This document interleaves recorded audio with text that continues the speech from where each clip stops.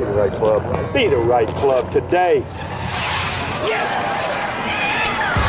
Johnny, that's better than most. How about in? That is better than most. Better than most.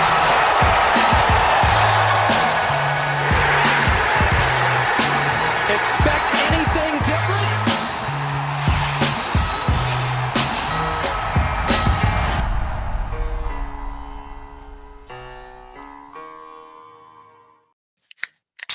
Ladies and gentlemen, welcome back to the No Laying Up live show, presented as always by our friends at High Noon. Solly here. God, we got a lot of golf to talk about. My guy TC already grinning ear to ear. Hello, Mr. TC.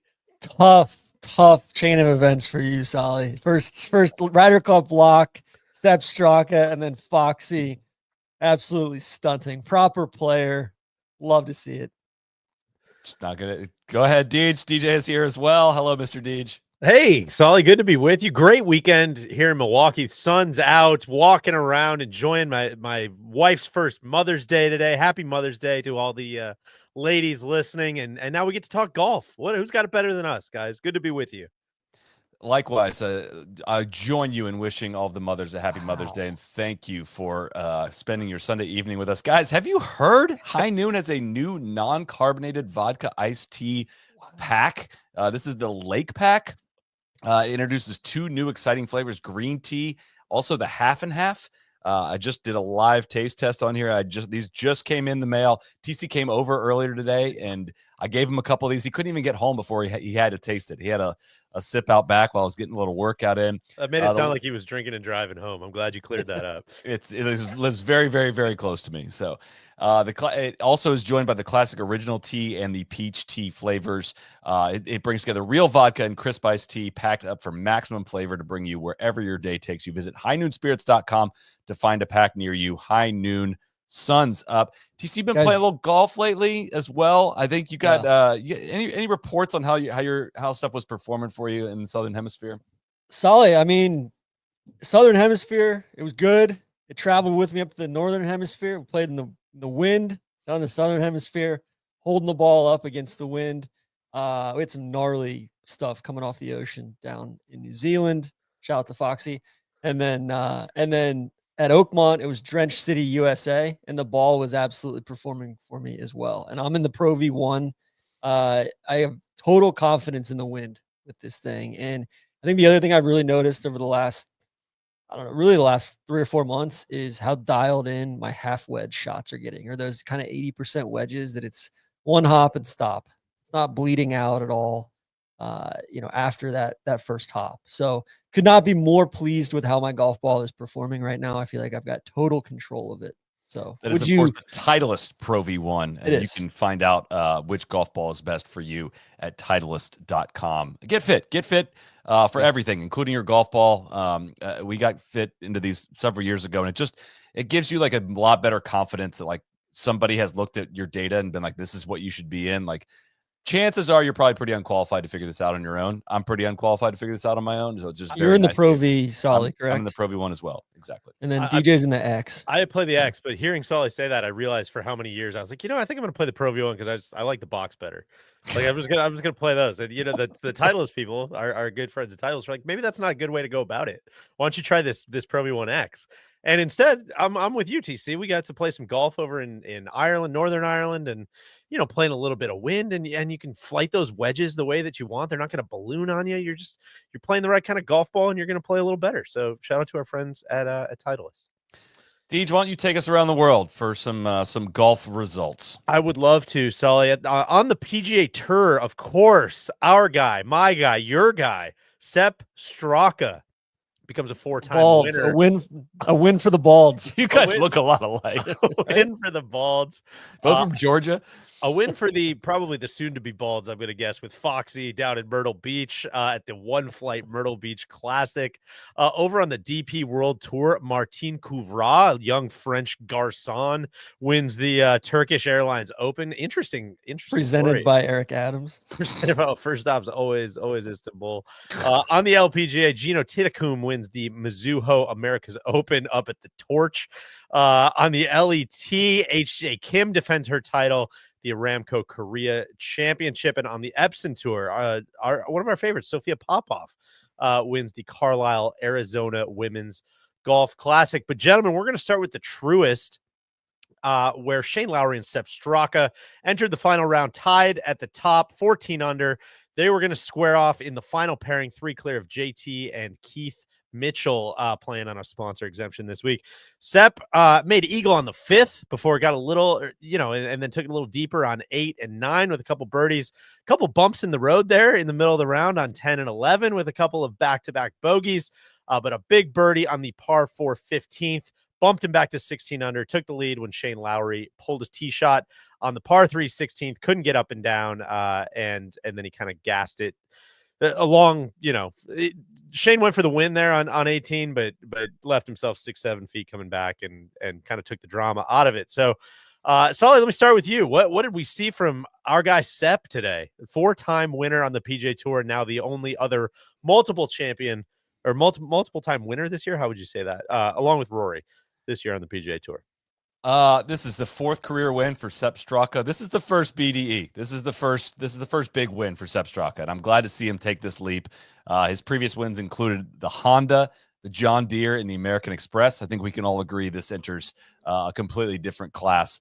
Those are indicators, though. Spieth, Duval, you can people who win those events. This is what we've been trying to tell you, man. These are honestly, going to portend big things down the road. He's winning on different kinds of golf courses too. Yeah. Sorry, I cut you off. Continue there. Winning on golf courses that aren't like you need to have a certain level of length to be able to perform here, I think is the answer to that. But no, he's completely stepped up his game in the past year. He kind of took a big step back in 2024 after that Ryder Cup year. And he was my West Coast MVP. He was, not only did he win out there, but he just had a really great run in that stretch of tournaments.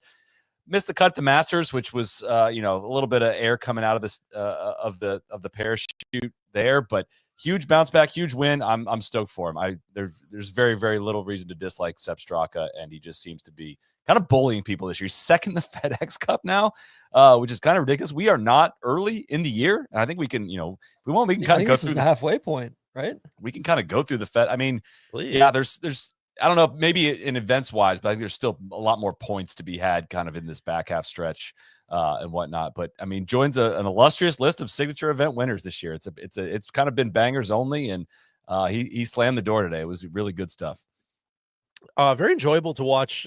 Kind of an unexpected duel that I really enjoyed watching, Lowry versus Straka. I know in a lot of these signature events, you're hoping for kind of the Rory, Ludwig, Xander, Morikawa.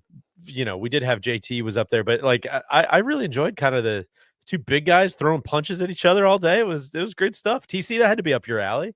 I loved it. I thought it was a great week. I was a little concerned after Thursday with golf course kind of getting eaten up and hearing some stuff about, the Philly Cricket agronomy staff and the tour setup staff kind of butting heads a little bit over watering and pins and stuff like that. But it kind of evened out on Saturday. I thought Saturday and Sunday the course played wonderfully, and wind kicking up on Saturday. It was really fun. But no, overall, yeah, Sepp's I don't know. I've come to really like Sepp.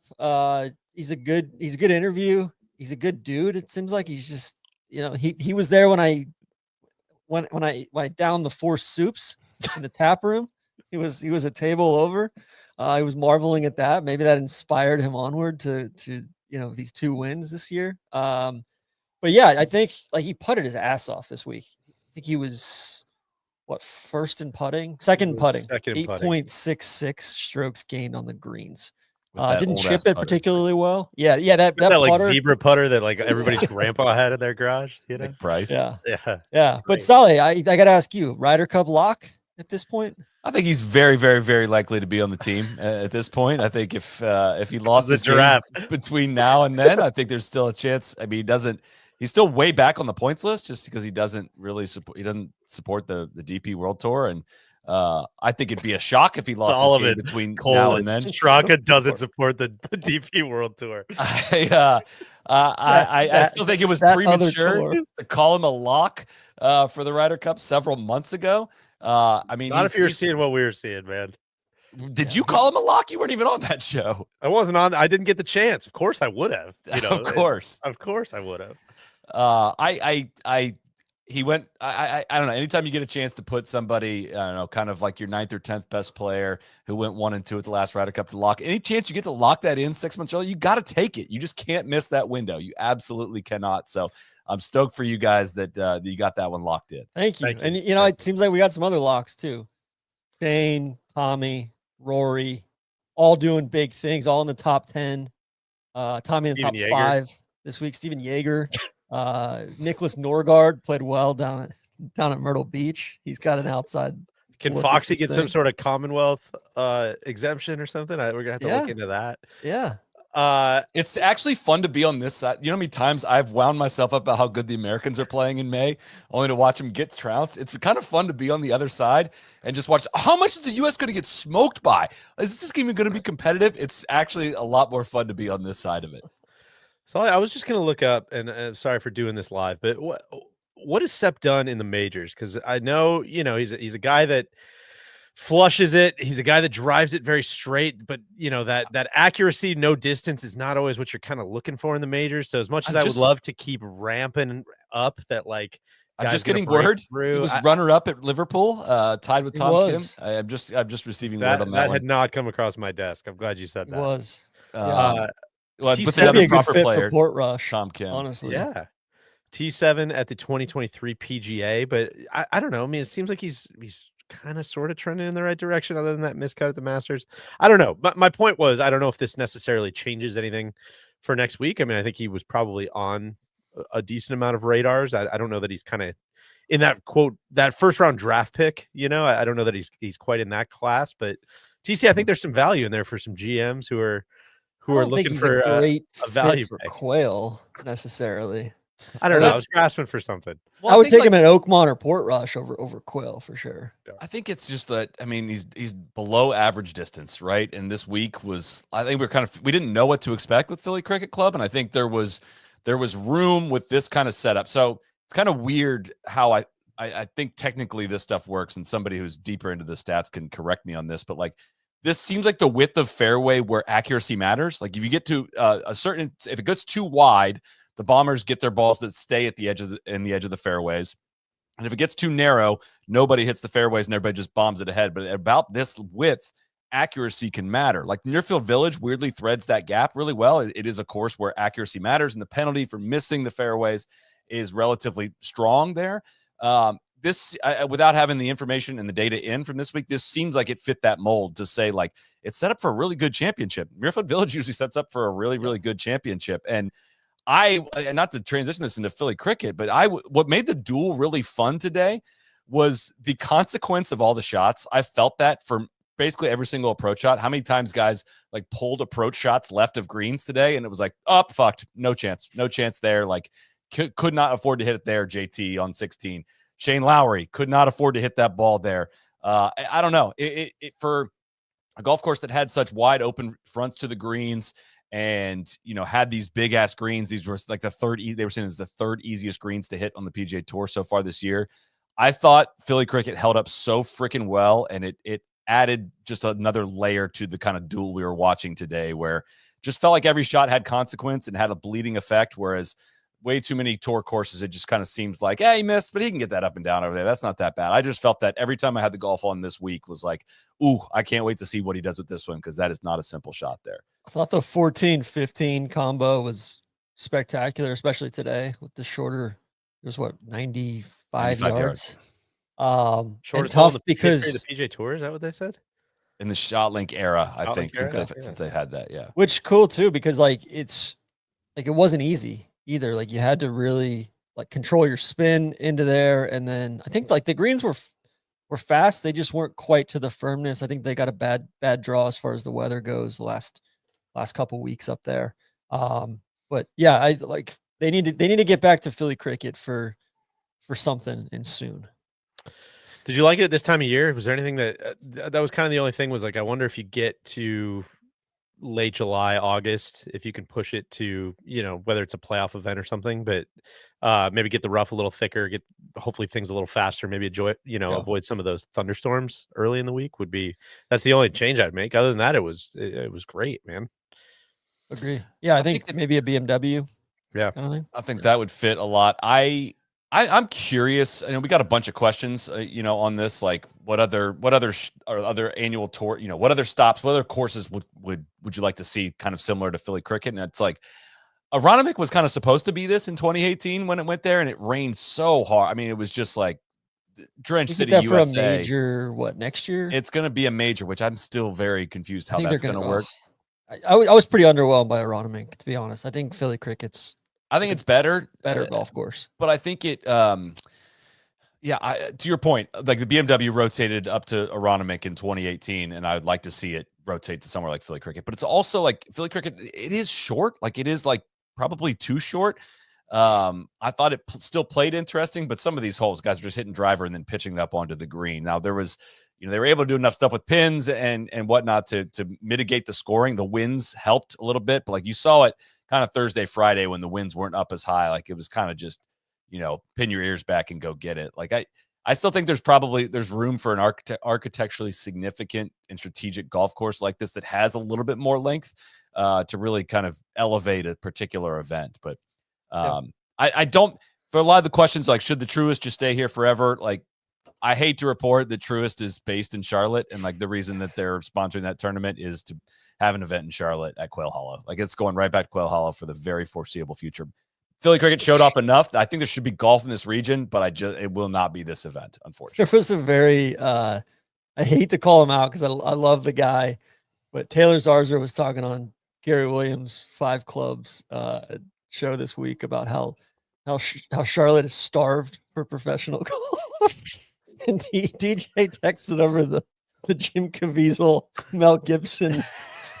Like, just being close to Chicago, I'm like, Chicago, every Boston, year, every Philly, year you guys have the entire Pacific Northwest. If I can fill in I think he meant was like there's a massive market for golf in the area, and it's accurate. Yeah. I think it's just starved was probably not the way, because I think people are well fed in that region.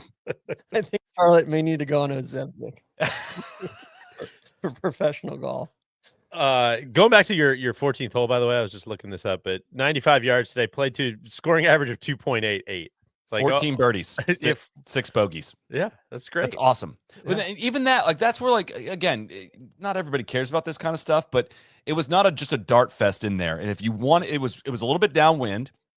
And if you wanted to, like, that green was firm enough that if you wanted to hold it short of the ridge, you had to risk going into that front bunker. It looks like there's only maybe 4 balls went in that front bunker. And maybe only 6 or 7 guys ended up short of that pin all day, but it was like, it was hard. It was a short enough shot that it was hard to get enough spin on it to get guys to get it to rip back down that slope. And it credit to the ground staff for getting the course of that dried out for how much rain in the week, because it was Rip City, USA for the earlier part of the week. And it was just kind of dull. But that shot, that was, all right, what are you going to do? You got to make up a shot. You got to make up a shot somewhere here. If you're chasing from behind, if you're JT, like, do you take it on here? Do you take it on 16 when you got 5 iron in your hand? Like, the whole kind of chess match just worked out really, really well. To that end, the thing that's like almost never going to come through if you're just kind of watching 5 minutes, 10 minutes, 20 minutes of a broadcast at a time is I love the spin control stuff. When you start on Thursday as like, oh my God, this place is soaked, this thing's going to rip back 30 feet. And then you get to Sunday and it's like, ooh, this thing is going to either hold its place or maybe even pitch forward a little bit. Watching that course change, like I was going back through today and just watching a lot of the Thursday rounds, Friday rounds, Saturday rounds to kind of see how the course was changing. And that's such a like underrated element of, especially a golf course like this, where the conditions change that much throughout the week. Probably not a shock to see like Sepp, JT, Lowry, Cantlay, Tommy, like some awesome leaderboard. Yeah, like really good ball strikers, really good finesse iron players towards the top of that. Xander got better. Like Xander shot 66 today. Berger, And that's also credit to the contouring on these greens, right? Totally. Like the tier, like they're big ass greens. I mean, we saw a lot of Sepp shots on the back 9 today. They were on the safe side of all these tiers. He's putting up the hill and, easy pars. That's how you play with a lead. But it was like those shots they're easy to hit the green, but they're hard to hit the right section of it. And I think the greens had a little bite to them, but probably with an extra layer of speed could have been really, really, really interesting. When they played the senior players there, it was like spicy as hell. I mean, it was like bowling alley type firmness, which was awesome. I thought too, I was a little bit concerned that some of the grandstands were going to be very much in play. That really wasn't the case. Like I thought they did a great job with the setup. All my Philly fans came out and, they were riding. I saw, between Nance doing the Fly Eagles Fly, and then they were doing all sorts of Hermann Meyer, the Herminator, and, Franz Klammer stuff. I was loving the broadcast today. And I thought they did a really good job with the routing as well, starting like that finishing stretch. I thought just wide variety of shots down the stretch. I think it's really starting with like 13, cool hole, and then 14, the 95-yard, par 3, and then 15 with the great hazard, par 5. JT that's kind of where he came undone a little bit. Kind of needed that one, splashing out of that bunker and misses the putt there. And then 16, perfect counterpoint to 14. It was a 225-yard par 3. I thought that's where Sepp hit a brilliant shot there, coming down the stretch. And then 17 and 18 is kind of hang on for dear life, a couple 500 plus par 4s. So. If you tune into the back nine only today, you probably didn't feel the shortness of the golf course come into play nearly as much. They did a good job with it. You kind of hide it a little bit earlier in the broadcast, like made the first 2 holes essentially like drivable. I just love like a lot of a lot of our interactions, especially when we're not on site, and especially when it's a golf course none of us have been to before, is like a lot of times your interaction with the place is the whole pickles, like the graphics from the live scoring or something, and it's just like so hard to pick up what's going on. But Solly, I know I'll tee you up for one of your favorite things, I know, but the drone tracer this week, especially on 17, as you watch Sepp's ball, where it's just like, okay, man, he's just gonna hit this power cut that is it's got to fit between these 2 bunkers. Here's the challenge. If he's going to fade it, he's got to carry this one. And just being able to see that and piece it all together in your mind is like, oh man, that's the challenge. It just makes the whole thing so much more 3-dimensional. So I know like on the par 3s, it was great too. Well, it's another thing here. And this is an image shown up here of this. They had a behind the green Redan tracer earlier in the week when Spieth was hitting this shot. It was just like, while the ball's in the air, I'm like, oh gosh, I'd love to see this. Oh, they're doing it. They're doing the drone tracer on this one. And then short grass behind the green too. Yeah. But it's also like the difference between this and Torrey, which we pick on a lot, is like the hole is like this, and then the bunkers are just right there on either side, miss left or right, and you're in a bunker. Whereas if you look closer here, the bunkers are staggered, right? Where it's like, all right, if I'm hitting this club, that bunker's in play. Ideally, I mean, some of these bunkers you can just blow it right over. And if I hit it, this club, this left bunker is going to be in play. Like Sepp Straka, I forget which, I think it was on 12. And they're talking about like he cannot cover this right bunker on this line. Like, so he's got to play farther left with this one. Like that's just another layer of, again, why not to do the technology thing, but like those bunkers should matter. Like they should not be able to just blow it over them, because that's the whole point of where they're putting them exactly to drive the strategy. But that was the most depressing part about Rory's quotes this week. Like, they did this renovation to Animal King 10 years ago, Keith Foster, and it's already irrelevant for the pros. It's crazy. Only defense was like, I don't think they did that renovation for the pros. I don't think there was plans to bring. I think they kept it in mind. For sure. Maybe. But like that, and that was pretty early on in like the kind of the restoration stuff too, which props to them. Like it was brilliant. They did a brilliant job. Well, getting back to the leaderboard a little bit here, we had Shane Lowry and Justin Thomas, both T2. TC, is your guy Shane Lowry a bottler? What's the issue here, man? I don't know. I don't know what's going on. I don't think he met with media afterwards either, which I didn't love either. I don't know. Yeah, Shane, I mean, he lost $500K on the last green with the 3-putt there. That was tough.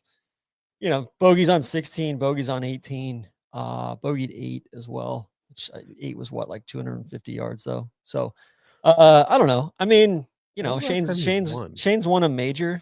Like, sure. Shane's just one I can't figure out. Like, I think even back to that Firestone win that he had, it was just kind of like, I can never really call when Shane is going to play well or not. What's crazy is just, I mean, he's one of those guys who, like, his floor is just so high, right? Like, he's always going to play well. It's hard to know when he's going to have like a really good chance to win. I feel like he's always putting himself in position, and when he so it's Well- almost worse when he doesn't get it done because you see him so much, you know. He obviously won the Open at Port Rush in 2019. He won the BMW PGA in 2022. He won the Zurich, a team event, last year. Those are his only 2 wins he's had in the last 6 years, while playing really freaking good golf, like really consistently good golf. Might have a touch So- of the big tone syndrome, maybe. I don't think we can say that anymore. I think we would say that that's the Tommy Fleetwood I mean, syndrome. Shane feels like I I think mean, he feels like 6 wins. a little What bit we of like doing? a souped up version of Sepp, right? Like, you know, a little bit longer than Sepp, but similar profile. Like, really good iron player. I think that's right. Didn't putt as well this week. That was kind of the difference.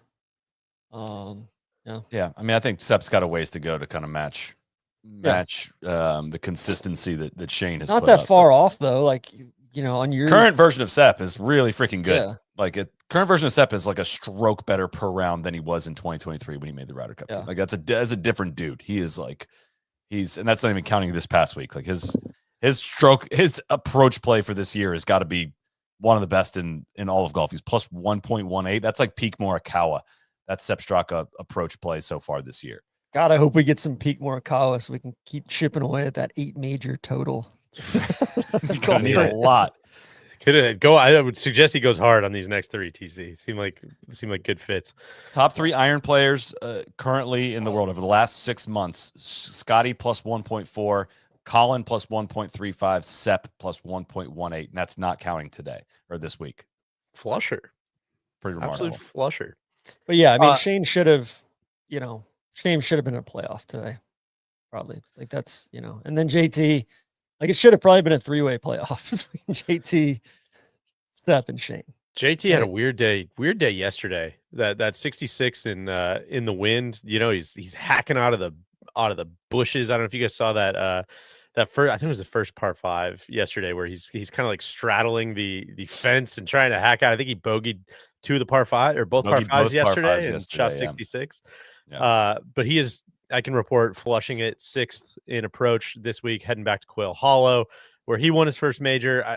I don't know. Gotta like back? it, man. A couple of those couple of the wonky little short putts weren't great to see. I know he's turned his putting around largely the last couple weeks, but still 27th, kind of middle-ish of the road.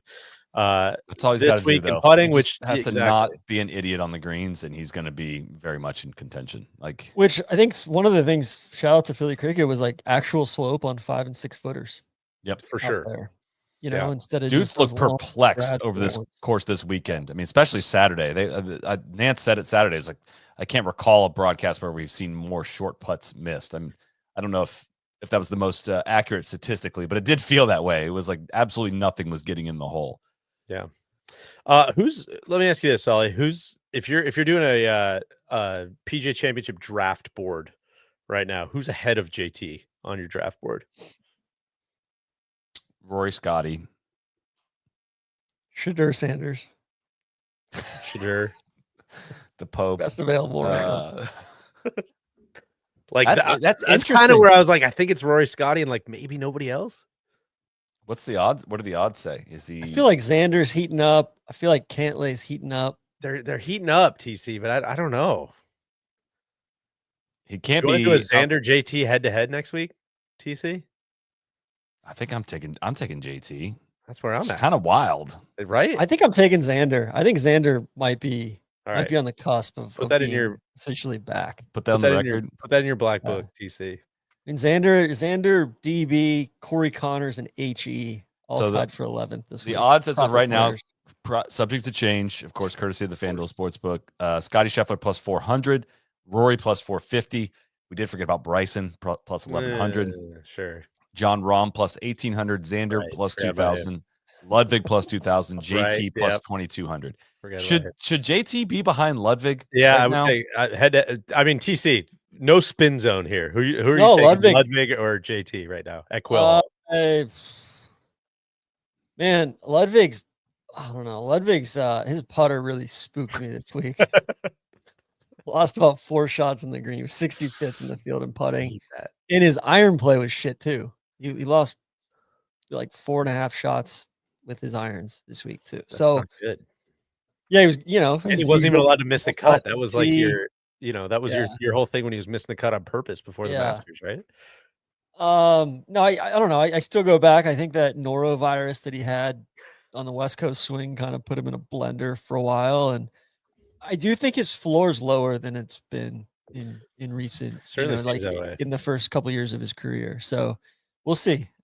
I think I'm still buying a big summer for Ludwig though. I'm going to give you guys I'm going to give you the numbers, strokes gained for JT's 7 best seasons. And I'll see if you guys can pick out where you think he is this year. Okay. So his 7 best seasons, 2.31, 2.23, 2.22, 1.97, 1.96, 1.92, 1.90. I bet he's at 2.22. I bet he's 1.97. He's 196. Really good guesses. And he's going to be over 2 as of tomorrow morning, probably. Like his current season blends in really, really well with his peak from 2017 to 2022. And 2003 and 2024 look a lot more like outliers right now which is like, if you looked at Spieth's, it would look like inverse. Like his 15 through 17 is outrageous, whereas everything since then has just been kind of okay. Man, I think JT might be underrated, man. I agree. That's I do think Ludwig. I'll be curious to see how much the form versus the course fit stuff matters at Quail Hollow. Like if Ludwig, should be a perfect setup for him. But I think Ludwig might be saving himself for Oakmont as well. I guess we'll see. Solly, should we pay some bills? What do you think? We should. We'll stop in for a word from our friends at Omni Hotels and Resorts, the official hotel of no laying up. Spring golf is here. Summer golf is knocking on the door. There's no better time to start planning your next bucket list golf trip. One course we want to put on your radar is the newly renovated Oak Marsh Golf Course at Omni Amelia Resort. It's officially reopening for public play this month. I'm supposed to get up there in the next couple of weeks. Course has been refreshed by Bo Welling Design to honor Pete Dye's iconic original layout, bringing it up to speed for the modern game. Nestled on over 1,300 acres of oceanfront property in Northeast Florida, this $7.4 million renovation features rebuilt greens, repositioned bunkers, expanded native areas, and a flexible new ribbon tee system offering nearly unlimited teeing options. Whether you're in it for the views, the challenge, or the history, this is one you don't want to miss. And speaking of iconic venues, the countdown to the NCAA championships at Omni La Costa's famed North Course is officially nearing its end. From May 17th to 29th, we'll see the top collegiate players take on a layout brought back to life by Gil Hance in a stunning 2024 renovation. With 13 Omni golf destinations and 28 courses and short courses at your disposal, what are you waiting for? Head to omnihotels.com/golf to play the possibilities. They're doing some great stuff. For Oak Marsh. Yeah. very, very excited for that one. Going down the leaderboard a little bit, Patrick Cantlay, T4. I hope I'm thinking hard about our friends at FanDuel this week. I hope they're not going out of business with all the hundreds of thousands of people tailing my Patrick Cantlay top 5. And of course, my JT is going to hit it closest to the pin in his group at hole 8 in round 1, both of which were smash successes this week. But TC boys did well this week overall. It was actually pretty good. Pretty good this week. TC, why don't you, let's start with Cantlay. I know you were high on him coming into this week as well, but then why don't we just go down the leaderboard a little bit? Yeah, Solly was even higher on him than I was. But yeah, the pat in the hat, I think he's rounding into form.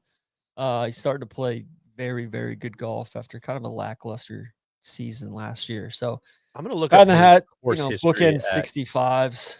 It's not great. It's course like history at Quail Hollow. Have you looked at kind of average? Yeah, he's got it's tough. The tour website, like you can finally do the course thing or whatever, where like you can go to each course, but it divides it into PGA Championship. Yeah, like Quail Hollow. Still. Quail Hollow starting. This is in reverse order. So starting with last year, T29, T21, cut T33 at the 2017 PGA. So kind of. And then I think he's got a top 10 there at one. I think he's got one top 10 at some point. There. So anyway, I think he's loading up the tool belt. He's getting ready to sharpen some of his blades and stuff. All good there. Solly, I mean, God, what were you complaining about on the tour website this week? You couldn't find the. Oh, I wanted to look up like you can't. There's nowhere that shows like the list of who has the most tour wins. Like you can go to the Wikipedia page, but it doesn't go below 17. Like I was like, all right, let's welcome Sepp Straka into the 4-win club. Who else has 4 win? Can't find that anywhere. No. If you can, please send it to me. I don't think that list exists. That's privileged information. I tried to ask ChatGPT. They gave me one of the worst lists I've ever seen. I truly think that is information that they're probably trying to hide your guy Sam Snead with I all think his fluffer victories. that might be what it is. I think sincerely, I'm not joking. I think that's probably the problem. Is that there's the just pre-1983, so many just like, fuck, does that count or not count? Does that guy have 2 or does that guy have 6? Like what? Yeah, I think that's where the hornet's nest comes from. But I digress. TC. Shout out to Jacob Bridgman, 65-65 on the weekend. To not win. Remarkable. What was the record for most feet of putt made in a single week? That I kind of was half in, half out watching when they were going over this. But he made 531 feet of putts this week. Like Randy, I don't know if that's a lot. Number 1 in putting. It sounds like a lot. Yeah, he made really good. He made 199 feet of putts on Saturday alone. Then another 141 today. It's it's shout out to our guy Junior Bridgman, who was also good from downtown, right? You feel me? Just I feel you. Get to Tommy, are you going to celebrate this? No, Tommy. Yeah, he set up the back door to perfection. T4. A little cut down for DJ's Pat in the Hat top 5 play. I think 3 guys. I think his play included ties. I think we're fine there. Okay. But yeah, 67, 65 on the weekend to not win. Pretty clean card overall. He was 6th in putting, which I love to see, guys. We're trending. I don't think Quail Hollow, probably not the best fit for him, but he's saving himself for, I think Oakmont and Portrush are like 2 of the best looks that he's had at majors in years. You guys had a stat earlier that you were floating around, courtesy of Jay Ray for Tommy. These are just numbers, TC. These are just numbers.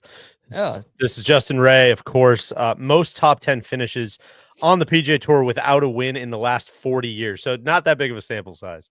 Only 40 years. But Tommy Fleetwood has 40, including today. Brett Quigley, your boy TC, has 34, and Graham Dillette, I'm sure we'll hear Dillette either way, has 33. So he's expanding his lead in this dubious category. Yeah, and he's got all sorts of if we're counting World Tour stuff, he's got the Kazakhstan Open, he's got PDs, all sorts of British stuff. He won that British par 3 championship, which I think we need to dig in on. He's playing great golf right now, and you guys caddying for Frankie and some of that stuff. You know what I did, TC? I went back and listened to the first 10 minutes of the pod we did after when Big Tone won the Northern Trust, and just to hear. It's a great win over what we put up against it. Yeah, it's gonna be a tough one for you. It's gonna be not only he had won, and you were like, look how many times Dustin Johnson's won since Tony Finau last won.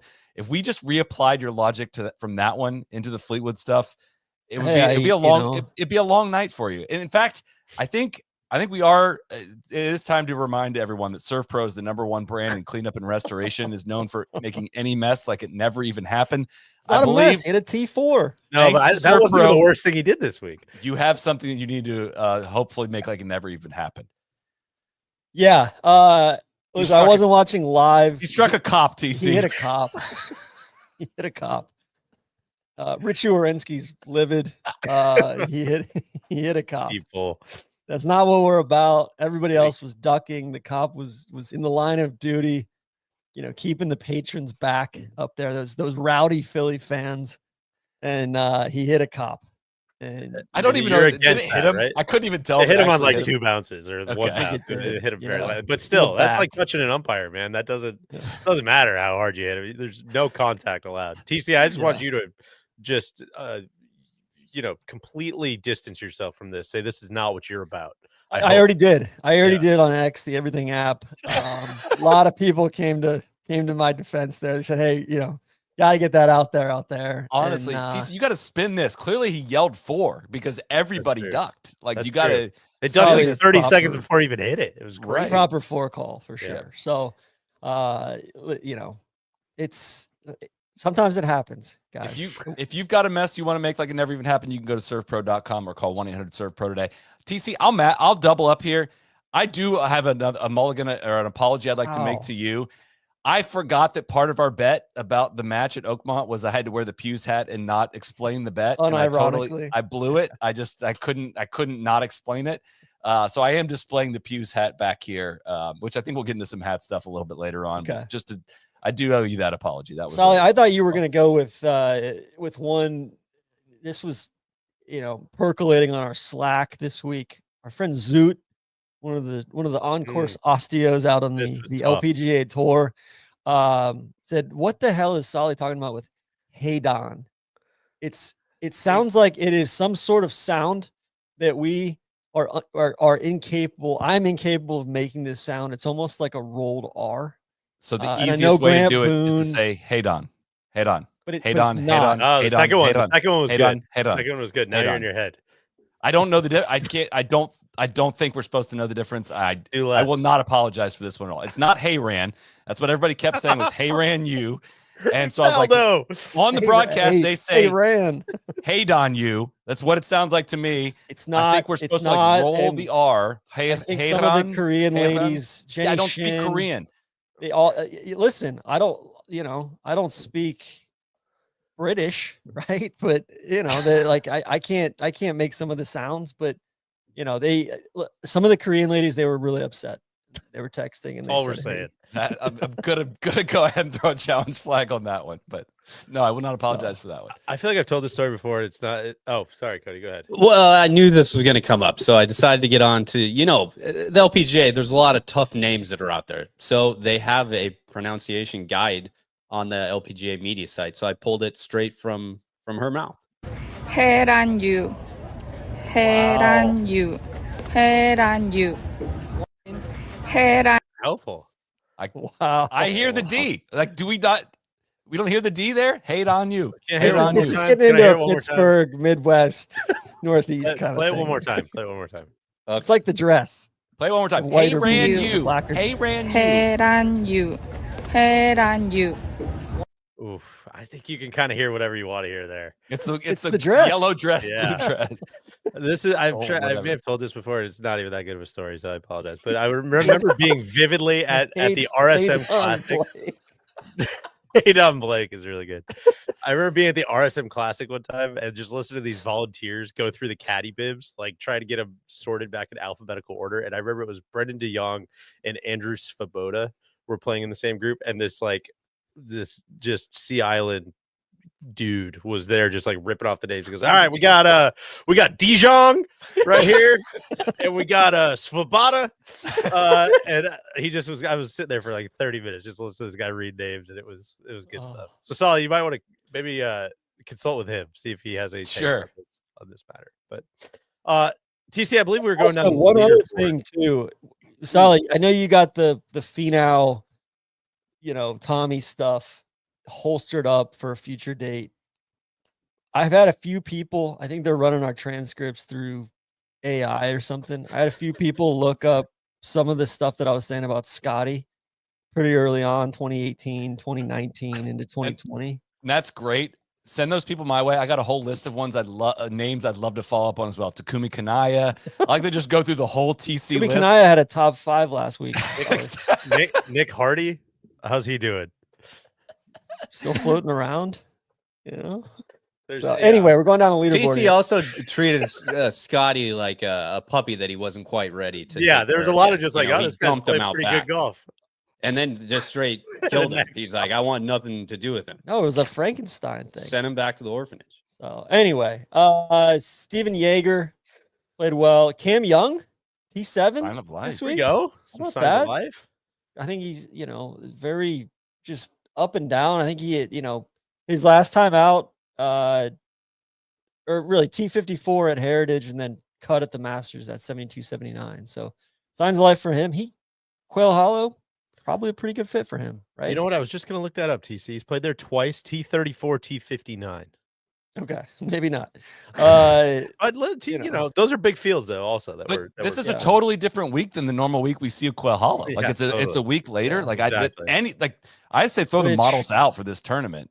This is going to be a Fucking Quail Hollow. they're like we've never overseeding it seen before. again. Are you guys familiar with Xander's last 3 finishes at Quail Hollow? -1, Not. -2, Uh, T2. he finished second in 2024. He finished second in 2023, and he finished T14 in 2021. So yeah, I File will that- go. file that I will away. go on the JT versus Xander straight up play. I think that's I'll take Xander all day long on that. So Okay. I'll ride with you there. All right, I'll take JT. Okay. Rory played this thing to perfection. T7 Perfect. clean card today. I think he was 68 today. Putted It's- well. Look, it's gonna Within be putting. everywhere. But do you want to hear Rory's record there? Please. It's pretty, Yeah. it's pretty sick. I'm going to do it the other way. This is starting in 2010. Win, missed the cut. T2, T10, T8, win. T4, T22, T16, T8, win. T47, win. That's wild, man. That's horses for course. That's kind of Tiger Firestone type of territory there.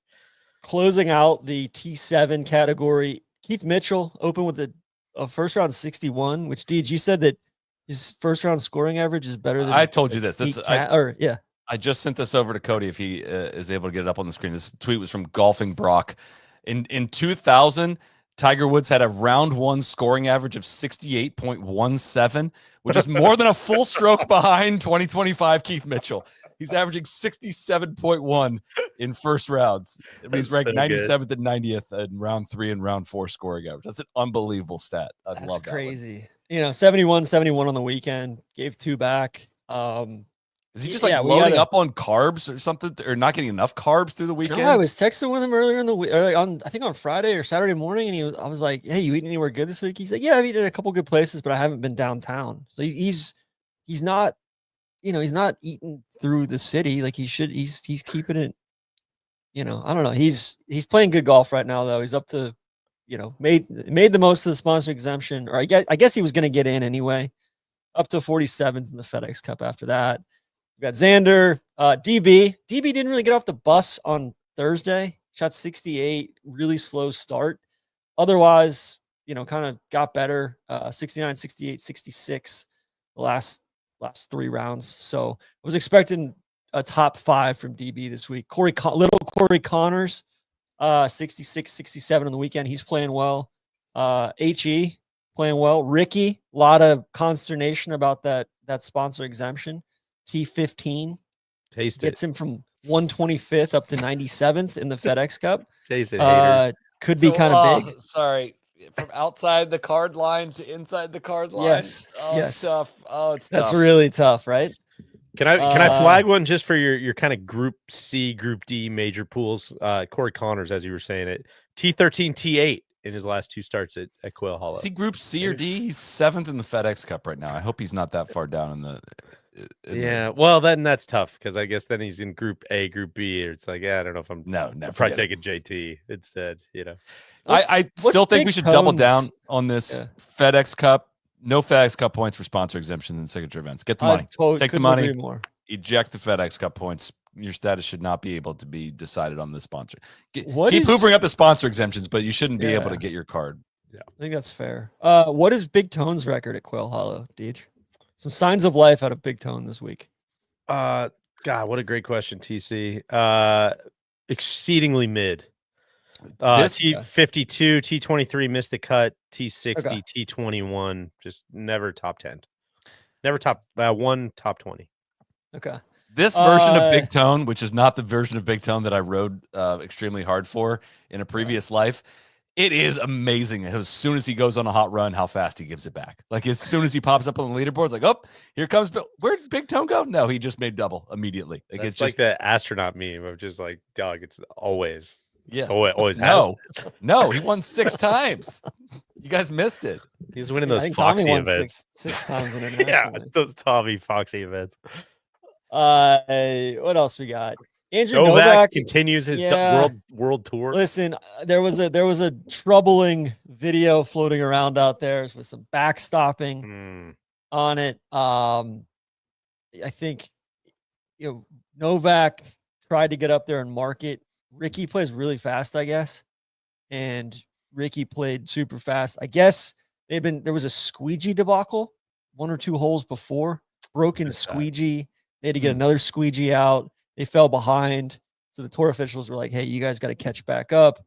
But Novak, he is vehemently, I actually discussed it with him personally. He's vehemently anti-backstopping. Like, he could not have been more apoplectic about it. He was like, dude, I am like the leader of the backstop, like anti-backstop, mujahideen on tour. And, he was very apologetic. So, so what was the issue? Was like the other guy played too fast? Could he call a penalty on the other guy or something? Can he Ricky, official? yeah, I mean, he was, I think you got to walk the walk, to protect the field. And then Ricky was, Ricky kind of played quick from the bunker. So, and then, ended up glancing his ball. I don't think Ricky's ball would have gone that much farther past if it hadn't. What if that's the one shot that gets him his card in a sponsor exemption? This is how this shit happens. Russian nesting doll. How this shit happens.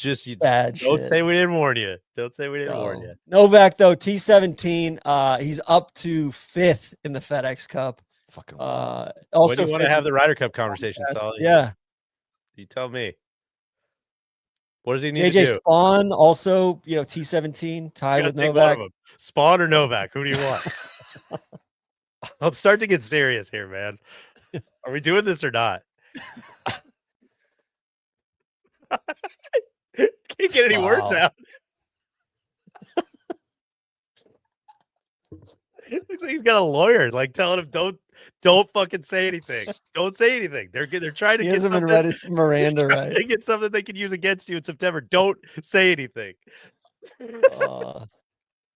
Sam Stevens could go on a run. He's up to 29th. Yeah, you tell me if he wins. When you hear a name you'd rather have. You stop us. We're so fine. We're so anyway, fine. Let me give you my 12 guys right now. We'll be totally fine. Yeah, please. Yeah, please. Scotty, Bryson, Morikawa, JT, Henley, Cantlay, Berger, Keegan, Spieth, Berger. Fuck. Mav. Is that 8? Mav? That's 10. Okay. Mav is a lock over Novak. I didn't say a lock. I said he's probably on the team right now. Fuck, who do you do after that? Luke Clanton, of course, and Zalatoris. Oh, there's Xander. You're putting Zalatoris on? No, Xander is on there. That's 11.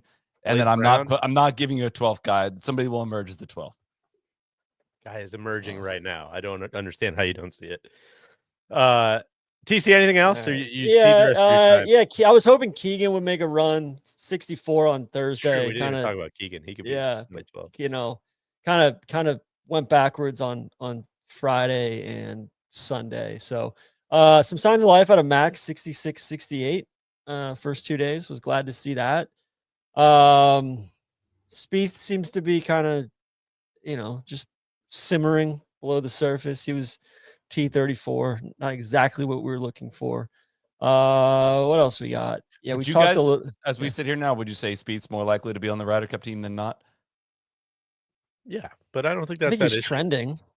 Yeah. It was an issue when I brought that up a couple months ago. If you're going to do the septic tank thing all over me, we're going to have to revisit Would you do that one. Spieth or Wyndham? Spieth. Wyndham is not on the radar at all right now. Yeah. The blow pig.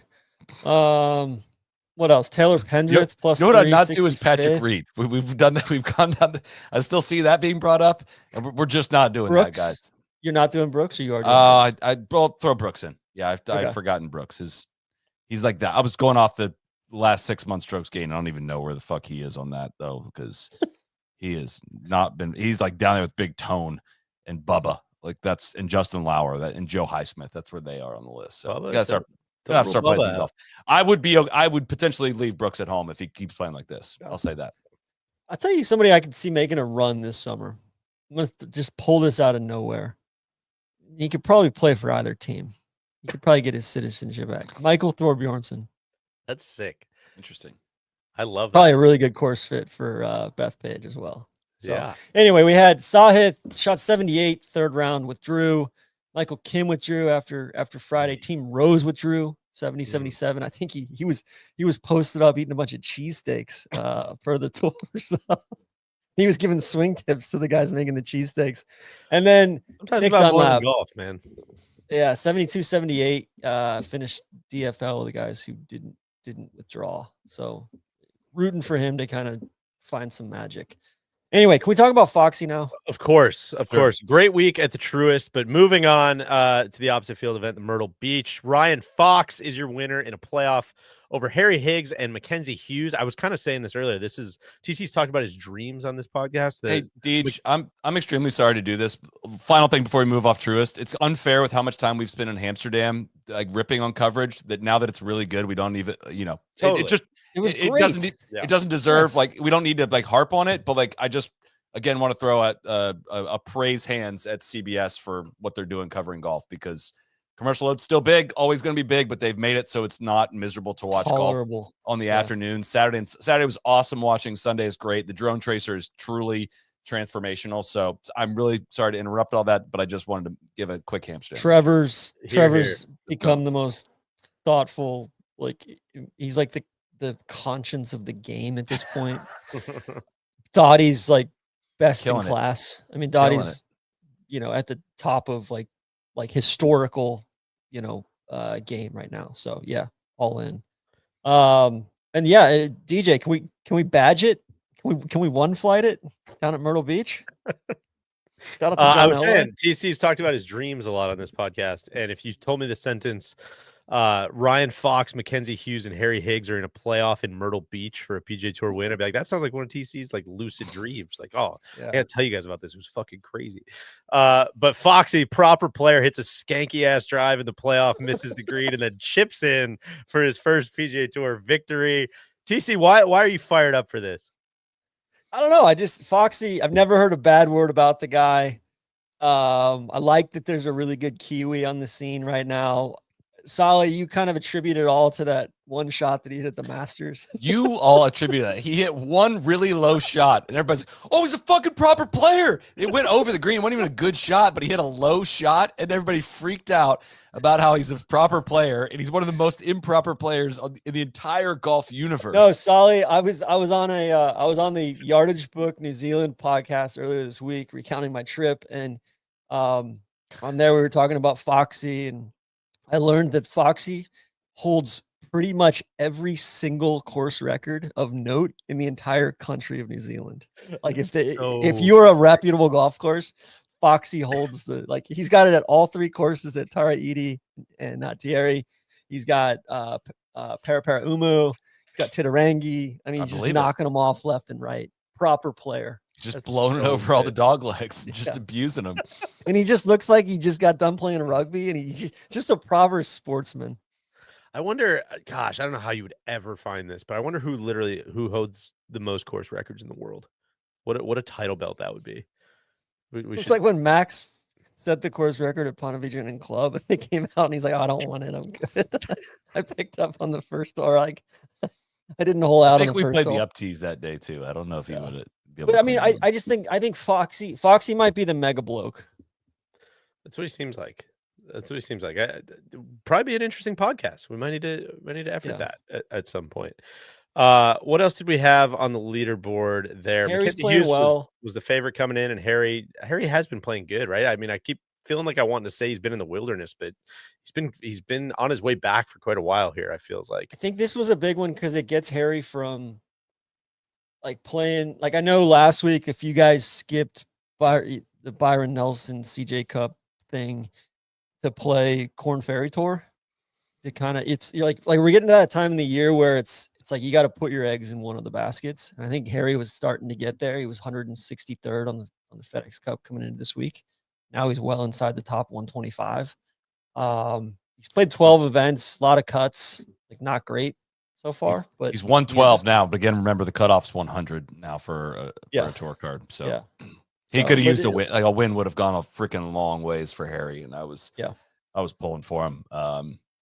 Had a look there on 18, both in regulation and in the playoff, and couldn't get either putt to fall. But I would say playing some good golf. He missed the last 3 cuts. He's missed 5 out of the last 6 coming into this one. This was a really, really freaking great opportunity. T2 is not going to hurt you, and I hope he can build off this one. The Soldier Boy, Kevin Yu, final round 65. Nicholas Norgard. Solly, I've been, mentioning his name a little bit. Alex bet you Smalley, I bet you 67, 67, 67. Alex Smalley on Mother's Day, no less. TC's Played got well. 35 of the 36 spots covered on the roulette board. Be like, called that one. TC's been throwing out a Nicholas Norgard trial balloon the last let's just see how it goes. Oh, that one actually is Rico Hoey played. continues I to play called well. that one. Rico played well last week at the Byron Nelson. Rico, not a proper player. I think he's just like really good off the tee. It's like He is a maybe player. the best driver of the golf ball outside of Rory in the world. 64 today though, so all good. There were many false reports in our Slack that Tom Kim missed the cut. I can report that was not true. He finished T. He didn't miss the cut. Finished T54. That changes everything. I know. So Wow! congratulations. All this fake news. God, I Yeah. gotta check so much stuff now. I want to issue an apology there. We mentioned it in our happy hour, but Nathan Franks. Also, Tom Kim lost 4.5 shots to the field with his iron play this week. It's not going to get it done. It's not in a the proper opposite course. field event. Ryan Fox won. This is not a real tournament. Nathan Franks, who came out of the queue at Myrtle Beach, the kind of half aspiring pros, half creators, place for an unrestricted sponsor exemption, made the cut, finished T37. So good for him. Shout out to him. And it seems like he's tied with back Blades Brown. Tied with Blades Brown. How about that? I would encourage any opposite field tournament to maximize stuff like that. Do weird shit with your sponsor exemptions like that. Immediately I flipped over to that leaderboard just to check to see how he was doing this week. Like that, if you want to generate some interest for a tournament, invite the Steph Currys, invite the whatever. Paul like, brothers, Jeremy Paul was in the field. Takumi Kanaya in the field as well. Takumi Kanaya beat Tom Kim. Also, Jackson Bird beat his father. Really? Jonathan Bird. Jonathan Bird missed the cut. Jackson Bird made the cut. How about that? On the LPGA Tour, Gino Titakum wins by 4 up at Liberty National over Celine. The torch over Celine Boudier. Andrea Lee and Carlota Segunda finished T3, and then Yalimi No, Nelly Corda with a disappointing final round, and Stephanie Kirikou finished T5. Kind of waiting the last couple of weeks. It seemed like everybody was kind of primed for a Gino breakout and kind of knew this was coming, was waiting for it to come. I think she was kind of at the, ready to burst out of the starting blocks a little bit, and finally does it up there at Liberty National this week. So congratulations to her. Cody, anything we need to know from Liberty National this week? Great event. I still think it's having the LPGA Tour up there. Michelle Wee West, tournament host, does an awesome job. Excuse me. Wasn't prepared to talk. Sorry to the audio listeners here. But no, it's awesome. Happy to see Gino. I think if you listen to our preview podcast at all earlier this year, Randy was super bullish on her having a big season. And it's kind of where we wanted her to be. She's really, really good for the LPGA Tour. She's good for the global game of golf, and having her like actually getting more wins is always a great thing. Now she just needs to sack up and put herself in contention at a major and actually follow through, because she's been there so many times now. It just seems like we're just so close to being able to close it out. And she talked about that in her post-round press conference about how much she learned from the Chevron. And she's like, there's just some short game shots that I didn't have, and I have to get better at them.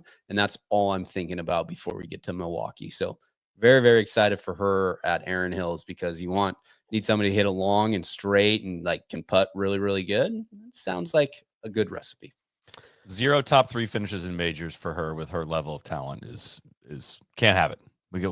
Now it's time for the next step in that one. Even like this is her 5th LPGA Tour win, one of them being a team championship with Ronnie Yin. Keep it going. Keep it going. She's like, she is, God, what's a good comp of somebody that is probably like Rahm when he came up, like just like continually. I remember it kept saying Xander, right? Like before Xander really went off, right? It seems like their player profile is similar, and that's a really good It one. almost reminds me of Anthony Edwards in the NBA. Yep. It's got all the wildly tools.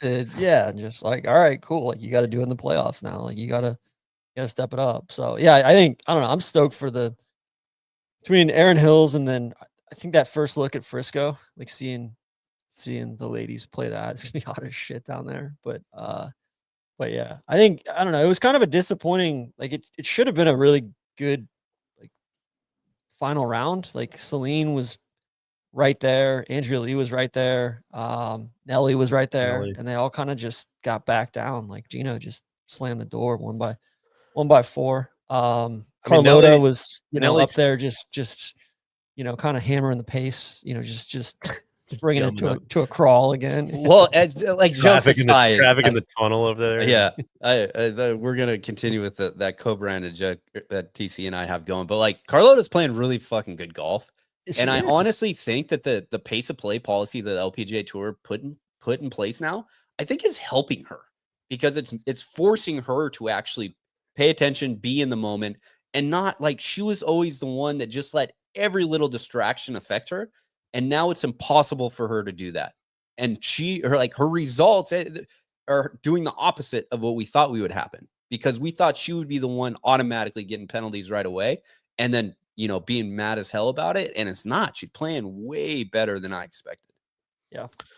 I'm so Rio stoked for Aaron Hills. Takeda too. I think another top 10 for her. Like she's gonna win a major this year, guys. It's gonna happen. I'm telling you. And DG mentioned Steph Kariakou, but like she is a prime position here. She's entering major contender realm, and she just continues to grow and grow and grow. And the more top tens that she gets on these big field events on courses that actually matter. And I understand, like, we poke fun and make jokes about Liberty National all we want, but like it's awesome to see the LPGA Tour out there. It's awesome to see the purse that Mizuho puts up for it. And it's really, really cool to have golf on CBS. Even though it's kind of the same voices, but just a different look at it, it changes the whole thing. So bravo to the whole team. Then shout out to Aphrodite Dang for winning the AJGA portion of it as well. Dope name. Great name. There you go. Aaron Hills is going to be awesome. I was out there for the media day. Was that Monday of this week? Mm-hmm. And I love the fact that, kind of what made it, I don't want to say not work for the men's game, but what made the scores crazy low is the width out there combined with no wind. And I feel like on the LPGA, I know I don't follow it as closely as Randy, you or Cody, you and Randy, but it's like they all pretty much drive it so straight anyways that I really, really love the idea of having a wide golf course and making it a pure second shot test and letting some of the best iron players separate themselves and letting the sides of the fairways matter and letting who has the most creative short game matter. It's going to be awesome. I'm sure we're going to have a lot more Aaron Hills talk, but it was very fun to get out there on Monday. I heard my guy USGA Mike got done dirty by the 15th hole too. I got to play with USGA Mike won. I got a featured group, group 1A. Don't know how that, thank you to our friends at the USGA. I don't know how that happened, but we had a great day out there. And we got to the 15th tee, and it was playing like 275 front, drivable par 4 for those that have not been. And we're all kind of looking around. We're like, man, we're not playing like a team game.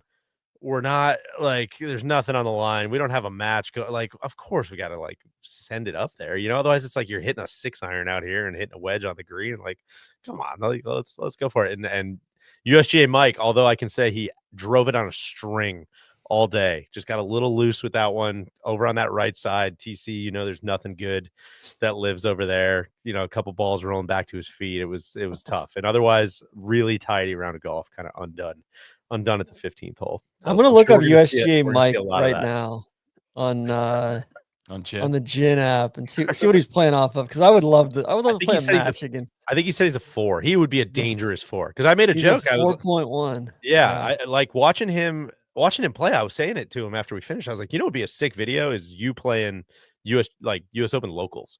Like mic you up and like go play US Open locals. And he's like, well, I'm a 4. I was like, all right, we gotta. Yeah, you're not eligible. USAM maybe though. Right? Yeah, exactly. But sponsor exemption into the locals. Yeah, there you go. Really Mid-am. Nice player. Nice player and a great guy. Everybody's heard him on this. Yeah, I mean, looking at his gin, he's got nothing but like everything's between like 77 and 82. Yeah, and then he's got a 72 from December of last year. He's posting a lot of rounds. I'm proud of him. Yeah, he's getting out there. I think we talked to him about that 72 when he was on the That's pod. right. But Yeah, it was on a buddy's trip or something, I remember, and then he just got his clock cleaned the whole rest of the trip. 'Cause I think handicaps were adjusting on the fly. Anyways, on the Hey, DP World Tour. I got one last thing on Mizuho Please. before we close the door. For people who obviously we care deeply about this, but LC T21, another good finish. She's obviously disappointed in that now, but I don't think we've taken a moment and realized that LC is in the top 10 in the world rankings. In the official Rolex rankings, LC is in the top 10. Yeah. so absurd. And I think it's something that like we've been we a part always of this journey for a long time. We thought that like, Yeah. wow, that you have that potential, but now absolutely fulfilling that potential and seeing that the name there with the recognition and everything, it's so fucking cool. I mean, like over the last 4 years, I felt like I've been like, you're a top 10 ball striker in the world. Like over and over and over again, just kept telling her that. And now you're not just top 10 ball striker in the world, she's top 10 player in the world. And It's awesome. That's It's incredible. heady, I've man. gotten way too used to it, too. I know, Like, it's exactly. like almost the same journey as Max. It's just like, oh, Totally. yeah, shit. One of the I best think she players in could the win world. it. Aaron Hills or Frisco. Like they're both like, Yeah. if that kind of course favors her. So Frisco's gonna be so hot. Anyway, Yeah. DP World Tour. Yeah, just a quick note on the DP World Tour. I mentioned this at the top. Martin Couvra, the French phenom, 22 years old, played 12 Wow. DP World Tour events this year, top 5 in 4 of them. Guy has been an get absolute him on the squad. stud. Guy's been a stud. Text TC, Dodo right now. he's got absolutely great lettuce, as the viewers of our live show can watch now. It looks like it's always been that way. Just a great vibe. This was I got a hand up. I have not been following his career closely, but I was excited to do a little mini deep dive into it today. So shout out to him. Another player to keep an eye on. TC, get him in your program. Show him the ropes. Show him how to be a pro. I have nothing but confidence that he's gonna be a great future player for your European squad. Will you put him on? Is he a lock for the team right now, TC? No, he's not a lock That for would the be team yet. So but, sick. That would be so know. sick to call him a lock right now. I don't know. We saw some signs of life out of Victor Perez this week too. Maybe we get a fiery Francophile squad on the team. I love So. that. Guys, I've prepared just a tasteful, small little back nine for us here. We've got a lot of Some more stories. dervs. We can move through these fairly quickly, I think. But hole number 10, we're going to kick things off. Where else would we start? I thought you guys did a great job bringing a lot of awareness to the big letter hats. Indeed, we're just getting started with that. that- I think yeah, this is a 100-year war. This epidemic, I think, is way more far-reaching than any of us really understood. As expected, as you guys called it out last week, just hundreds of messages coming to across all of our desks. We've mentioned it a couple times now, but the LibNat, Liberty National ones, we were aware of. TC, what did we see this week though? The torch. Really bad. Really bad stuff. If you're not piecing this this together, of course, this is a reference to the Statue of Liberty, which is very visible. I From think this Liberty also National. could be, this could be a January 6th hat. All sorts of different things. Just really bad stuff. We've gotten reports from our beloved Crail. Crail has fallen. That's Yeah. awful. We hate seeing that. TC, I saw the White Bear Yacht Club has been taken Yeah. over. The yacht, little yachty. little I think yachty. they could have gone with YCHT. Y Totally. can I kind of flex either way. It could be a vowel or a It could or just a be chat. consonant. I think favorite one I saw this week was my beloved Lawsonia Lynx, the Langford and Moreau gem up here in Wisconsin, is selling these steam shovel hats With no vowels. no vowels. Which Tough. Puka getting in the game. So G4 started this madness. G4's gotten Puka's gotten in the game, and then Imperial's also gotten in the game too, with smaller, oddly shaped letters as well. This is Mountain Lake, which is a really I wouldn't have gotten there. Rucker style one too. It's interesting. Haven't seen that play. Yeah, it's just that's the Imperial one. Extra concerning. It's a rope hat as well. This is a lot going on there. Yeah, and this is like a blue blood kind of, really old school club, and seeing them fall victim to this hits a little bit different than say a Liberty National or Quail Can happen to Hollow. anybody, man. You think Exactly. you know someone. Exactly. Yeah, it can happen to Like anybody. like parents, greens committees, We might general managers. Talk to your kids. Okay. We might need to just Talk to your kids. quarantine again for 2 weeks. Like the word of mouth, like it just kind of went a little too viral. Everybody started copying. Everybody's got a quarantine, no social media for 2 weeks, and I think these things will go away. I think that's right. There were some Tilly ones out there this week at just big Tilly hats at Philly Cricket. I just don't think thankfully he there would've wasn't a liked Wissa that. Hicken one. A WSSHCKN. I haven't read everything on AW Tillinghast. I just don't think he would like the Tilly hats though, personally. But I was gonna say if we were gonna make some for our own squad, if we're making a Solly hat, we're making a Tron hat, a KBV hat. What I'm curious what those hats would say. I think for Solly, it's clear. I was thinking the buoy, I think would be a really good Solly one. TC, I know you said BTC. data, just a simple data, put your data hat on. Yeah. I think it would be good. I don't know if you guys had any other nominees. I think just generational driver with no vowels. Sure. I like Would be that. cool. Just a Tron Carter one. I think it's nice with it. That'd be tasteful with no vowels. A Tommy one with no vowels, but that's just TMM. T5. I would wear one that said tone, like TONE, like big tone. Just tone. Like no big in cursive. Really. I know the tone. El Tone. Oh God, that's Vision good stuff. Fund. That's a good one. Yeah, we gotta think of like a beluga one. Would be solid. Beluga with no vowels could work. Money round. Yeah. MNYRND. I like that. Oh, that's actually pretty good. So I don't know. Be vigilant out there. Check on your people. Make sure they're doing okay. Could you do a back T bandit one for me with no vowels, DJ? God, wait till people see that, man. We got to put a bunch of those on pre-order. In far more serious news here, guys, hole 11, the USGA is struggling to find a broadcast partner potentially. This is the USGA's contract for their championships, US Open, US Women's Open, the US Am, the Walker Cup, all of these championships get rolled up into the same deal. That contract is held by NBC and expires in 2026. Worth noting, I think, that Fox currently pays over half of this deal, pays over half of NBC's rights fees after backing out of their 12-year deal from 2020.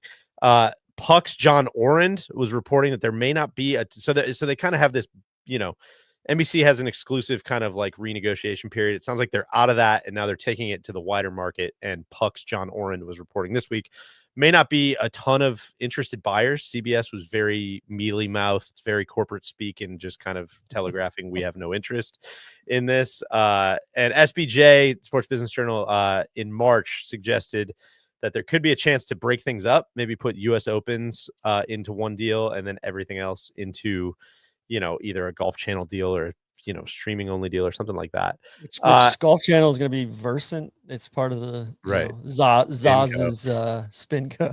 Yeah. So I don't know if you guys had any takeaways from this, kind of just reading this into the record as one to follow, but is there like an ideal outcome for fans here in what people should be rooting for?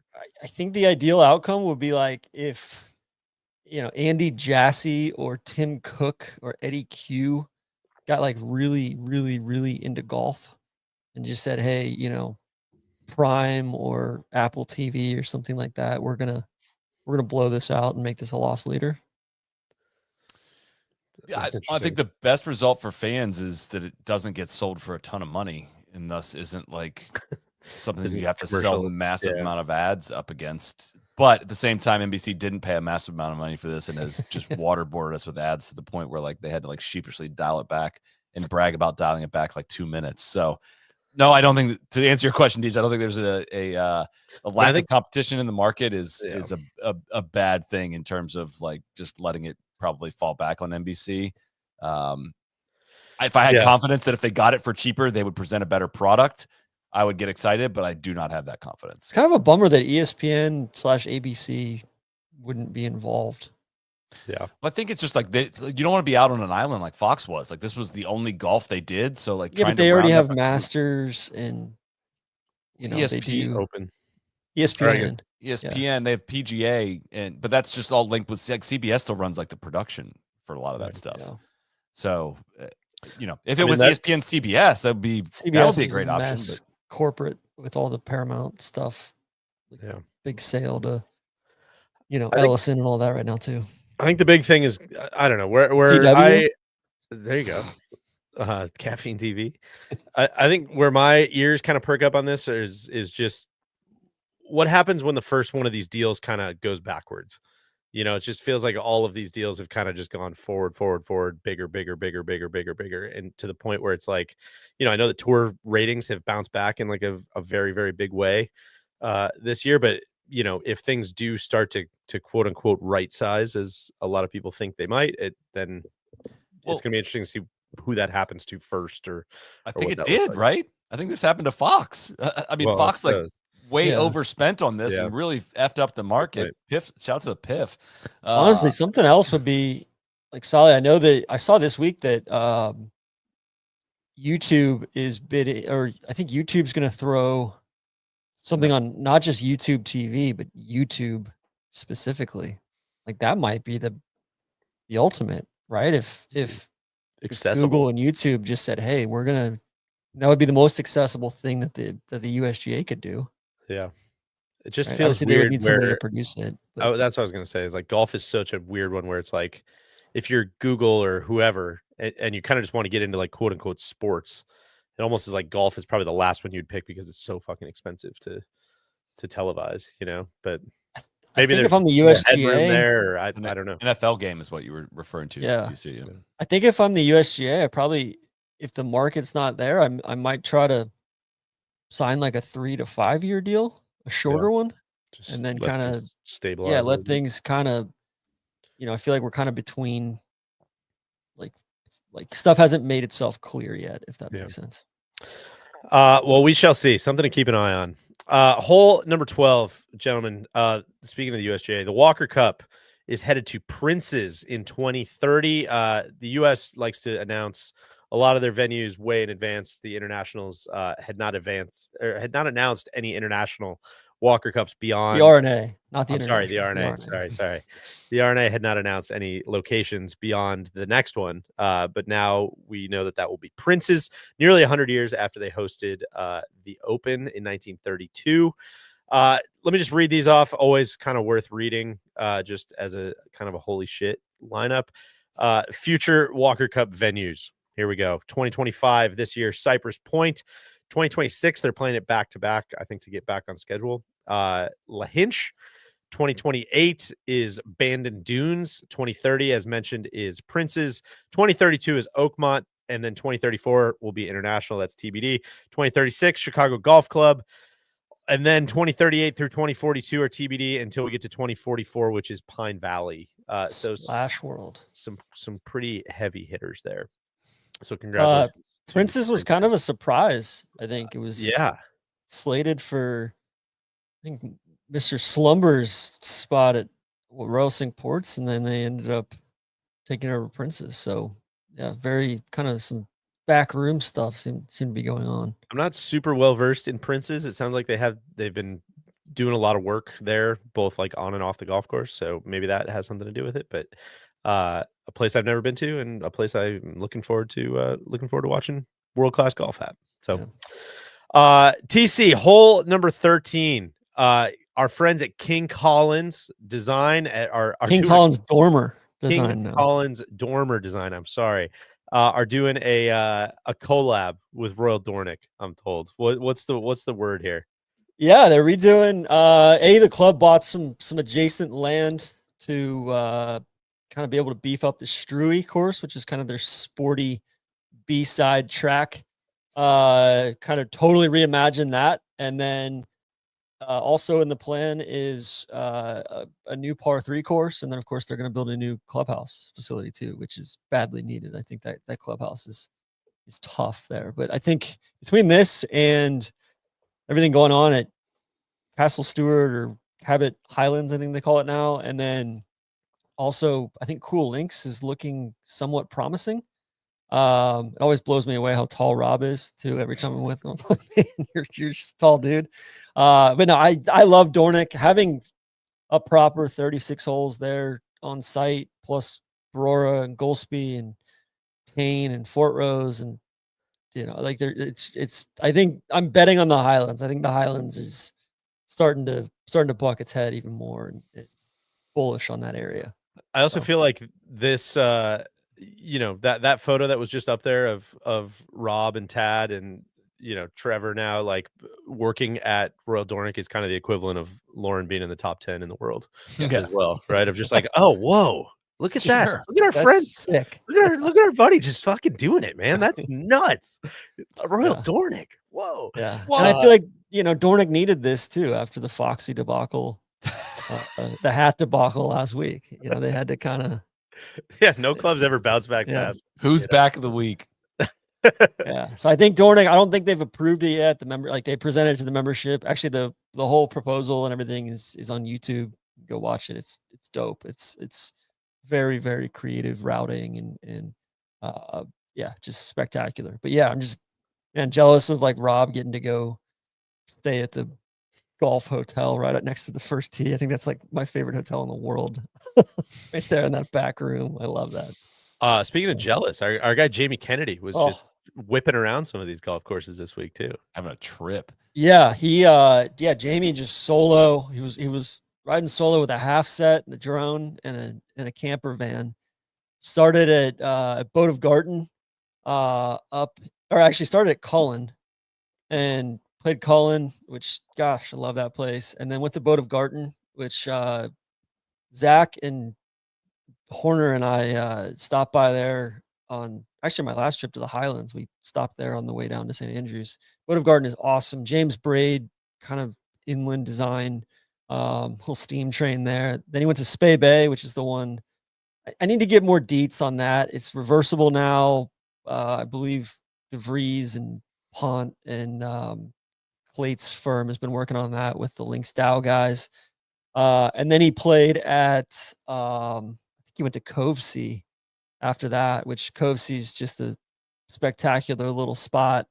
Really like basically all the places that like Jim Hartzell just loves going. So I think he went, and then he went to Moray or Moray, however you pronounce it. But yeah, just this is the kind of trip that I get extremely jealous of just basically being able to go. I hope you're able to hit the road one of these days, TC, and get out and play some golf on the road. I hope.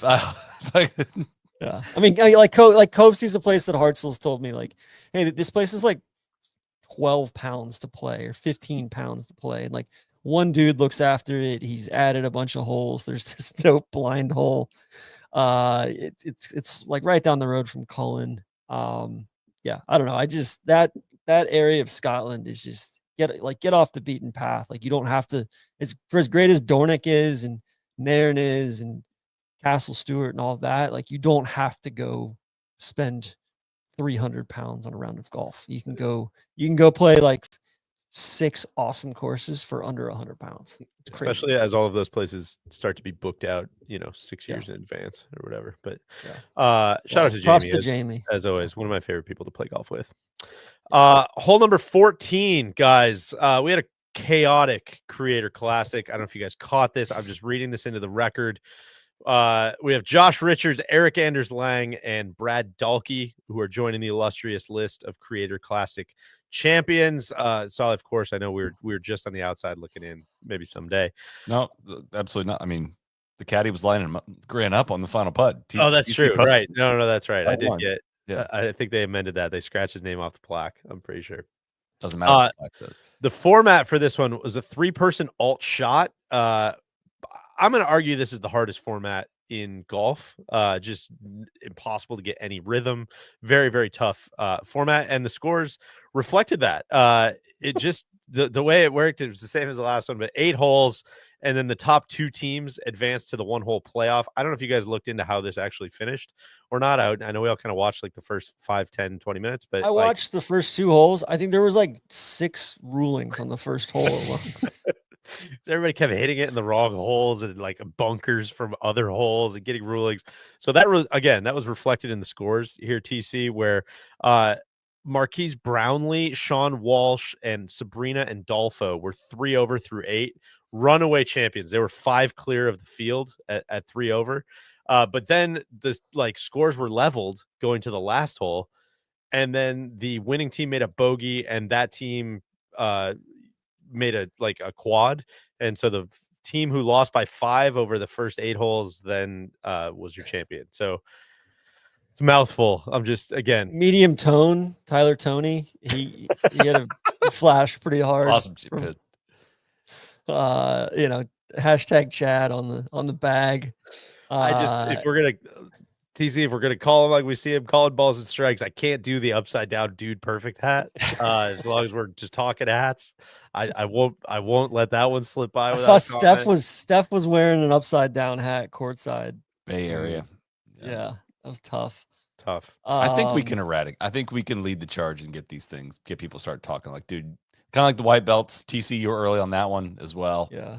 I think we can just have a conversation, Yeah. I don't have anything else on the Creator Classic unless you guys do. I just, it's been acknowledged and read into the record. There was a guy in a Pinehurst hat that was aura farming behind one of the tee boxes. Really good vibe, and kind of like one of those belt bags. Yeah, it's really good. So I clocked that guy as well. Really good. I think the Creator Classic thing, I think is caught between release patterns. I think it is a far cry from like, hey, what would some of the biggest YouTube golfers and Solly shoot at TPC Sawgrass in a tournament setup the night before the tournament starts is a different question than like an alt shot, whatever this was. For me personally, like not just the fact that I played in this one, like I'm way more intrigued by the first question in that of like, dude, yeah, like anything to explain the difference between pros and the people that people watch on YouTube is like a good thing. I think it is a good tie into the event. And this is more like a celebrity pro-am, which I would say is just the word I would use for all that is very skippable. Like it was irrelevant to me who won this. So at that point, I'm not watching for the competition. Is this how I want to spend my time this Gabby evening? Golf Girl wasn't in it. Nade shot dropped out. That was tough. Very Kyle little Lowry's fanfare with Nade share dropping out.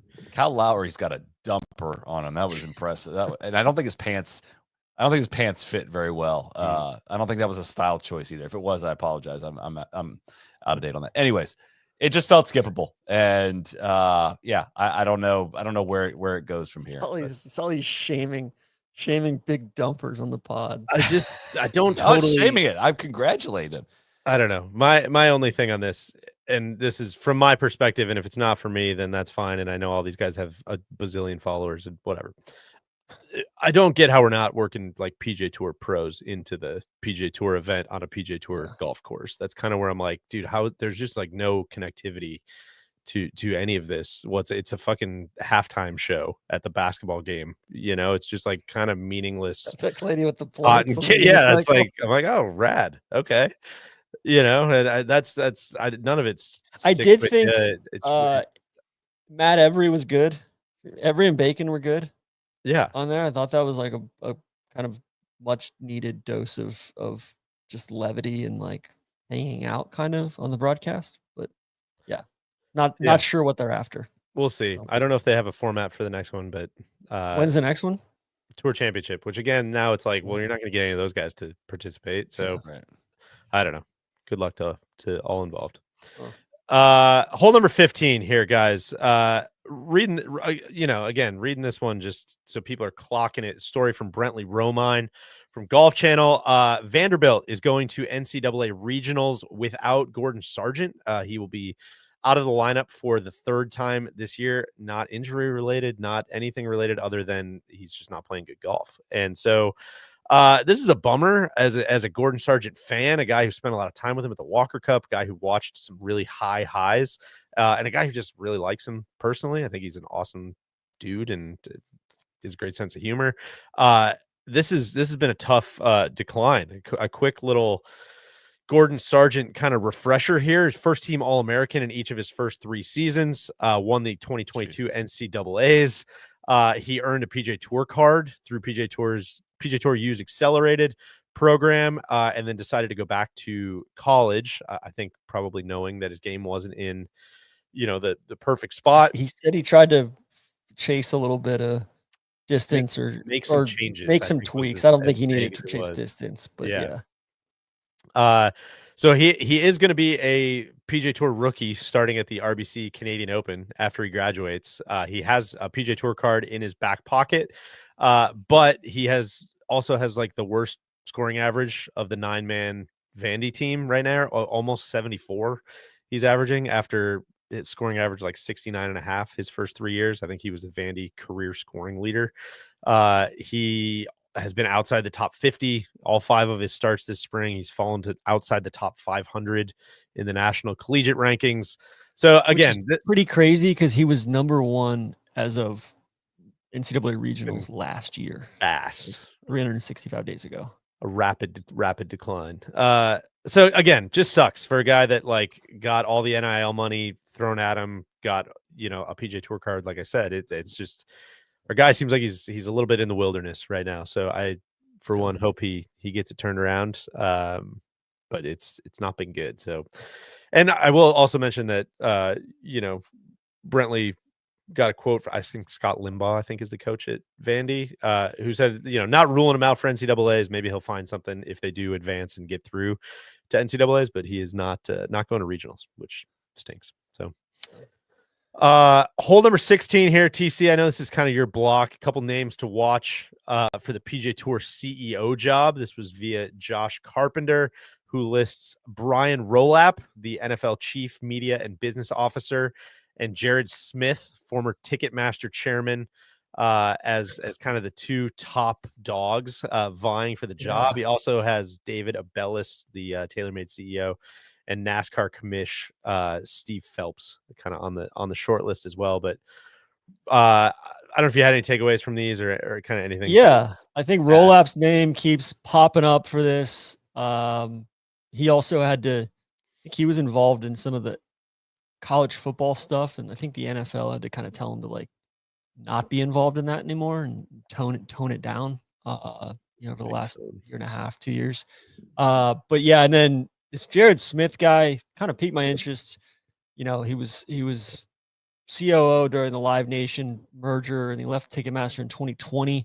Ticketmaster is one thing. Then he went to Alterra, the ski resort company. That's kind of the other ones, you know, kind of the counterbalance to Vail Resorts in the oligopoly there.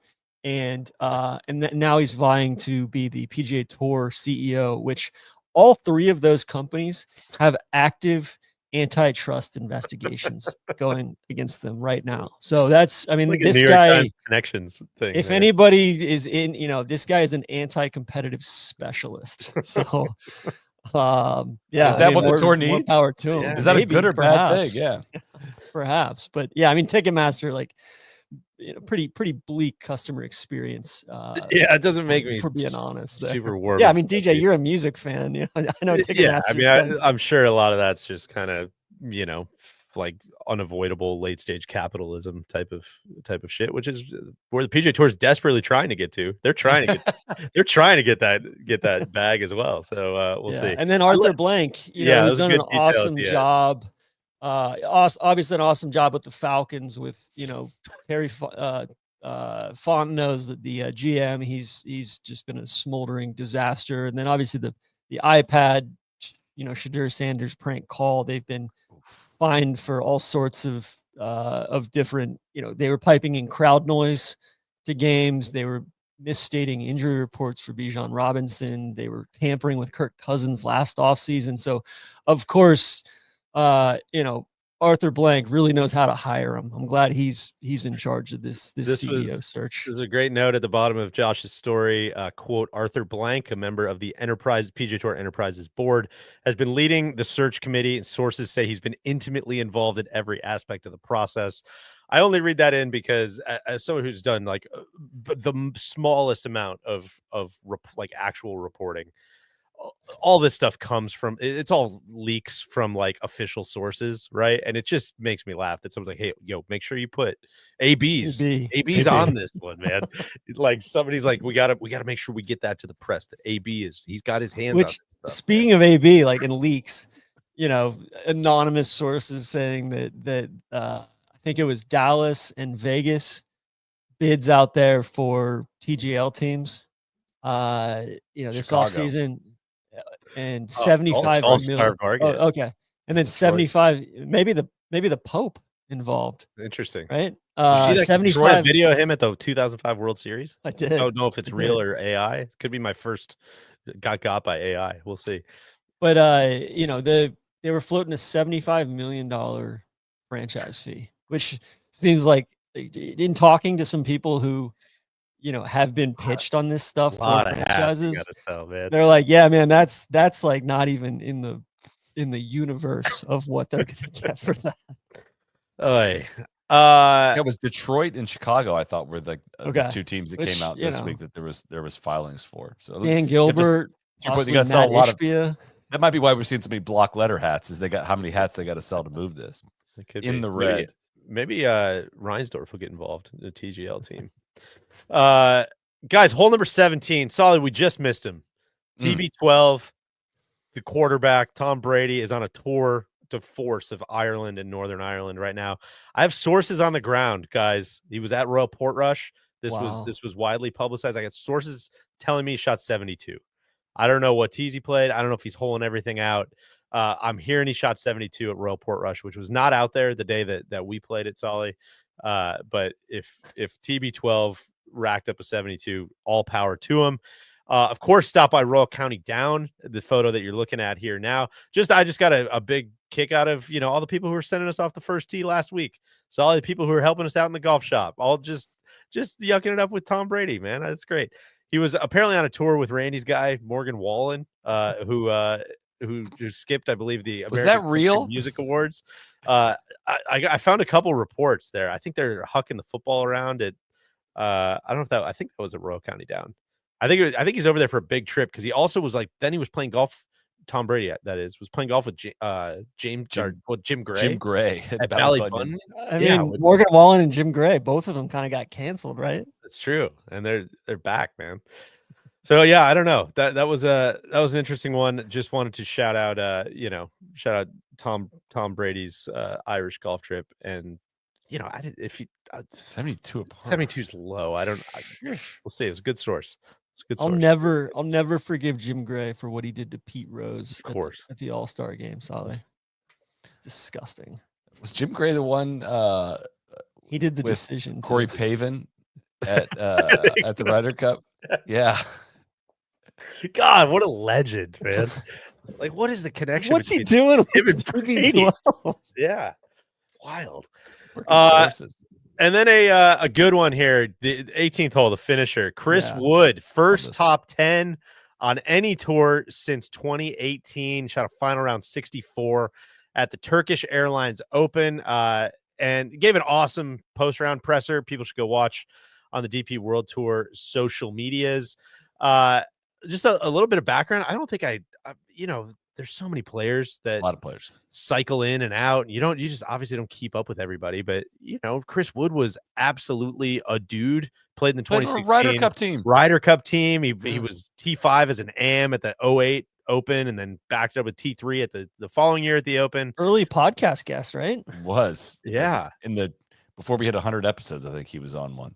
And just has been dealing with chronic anxiety and burnout. This was a quote from last year. He was playing the international series, which I think everybody, it's like the easiest way to get into live, right? But I think he was just kind of looking for any kind of starts because he doesn't have any status. And so a quote from him, I've actually been dealing with that since 2019, but it took maybe 4 years before I did anything about it. It took literally bottoming out to stop. I didn't play at all last year. I took a whole year off. And this year has been about trying to get my card in hand again. 10 years ago, if you'd said to me, you'll be in this position mentally, I was so unaware of what those words meant. And it takes going through something like this or someone very close to you going through it before you can actually appreciate what those struggles are actually like. It's hard because I still feel like I've got a Ryder Cup in me. I truly believe that. And I wouldn't still be putting myself in the positions where I feel anxious and exposed unless I felt like it was going to be worth it. That's an awful, awful, awful spot to be, I can imagine. And just celebrating the days where, he pieces it together, shoots 64 in the final round and finishes T7 over there on the DP World Tour. So massive congrats to Chris. That was an awesome story this week. but he is now, I assume, into next week, but he's got no status. He's just playing off of sponsor invites. So hopefully he can kind of keep the train running and I'm going to add him to the list. golf. That's right. Monitoring, man. That's kind of all I had. This is kind of a bonus one, just like a little bit of a, a buy hole sort of thing. TC, you sent this over. I want to issue a heartfelt RIP to the wrestler Sabu, who died at the age of 60, and who our friend Big Randier Anthony, sent over this photo, and he just said, "Does this look just like Solly?" And I think it does. Just it's very uncharitable, Solly. I know, you don't have quite have the gap in your teeth. He's got a little more Yost Leuten, maybe they dialed up the Uncle Yost slider. It's got kind of a little chin strap thing going on. Not a lot of coverage on the front of the chin. Right? I should say had. R.I.P. That just really tickled me, and so I don't know if I'm seeing this one. I'm hurt. One, but I don't know if I'm quite seeing this one. There's little glimpses. There's little glimpses of it that just it's kind of like you got to unfocus your eyes a little bit, just like look really quick. If you look super close, it's not gonna hit you. But other than that, guys, a couple houses. Deej, people keep more smoke around the Rory to Royal Melbourne, or Rory to the Australian Open, which is hopefully played at Royal Melbourne. I've heard they're having some trouble with some of the surrounds down there on the fescue surrounds. But man, if that's the case, summer of golf, hot and heavy down in Oz in December. Sign me up. Could be your guy whose job you were calling for, the guy you were calling to get sacked from Golf Australia. If he lands Rory, I mean, that could be a big, it's a big fish in the boat. No, potential ServPro. No, this should have been happening 2-3 years ago. Our guy, he's Rory wouldn't have come down for the co-ed thing with the improper setup and all that stuff. So, well, we shall see. Yeah, some smoke around there. I think Evan Priest was floating that this week. That it sounds like a Rory to Australian Open visit could be. Yeah, Rory to Australian Open ? Guys, we got a lot of content. I think we can flip the page. It is officially Major Championship week. PGA Championship week. We've got a preview podcast tomorrow that I am stoked about. That is going to go live on our podcast YouTube channel. If you're watching, if you go to our No Laying Up YouTube channel, you can get a link to our podcast YouTube channel. We're going to be live there tomorrow at 3 p.m. Eastern time. We're going to do a little PGA Championship preview, and then we're also going to do some Jeopardy. We got a whole Jeopardy game. If you remember our Jeopardy game from the end, kind of season in review this winter, we're going to do PGA Championship specific Jeopardy tomorrow. I am pumped for it. It's going to be really, really fun. We, of course, have the happy hour at 4 Eastern on Wednesday. And then, as we've mentioned a bunch of times, we are going to be live after the conclusion of play on Thursday at Platform Sports in Charlotte for our first live, like in person, live in person show brought to you by High Noon. Please come on out, come say hey, come watch, come drink a High Noon. Can't wait for that. That's going to be really fun. Confront TC and Randy about their Charlotte takes. I know I have multiple family members that are ready to boo. Solly, it's interesting you bring that up. We'll talk about that more this week. I'll get in Tuesday. I'm planning on eating dinner Tuesday, Wednesday night. I may go sample some breakfast spots on Thursday. Thank you to everybody who's sent over recommendations. I've gotten hundreds of them, like literally hundreds of them.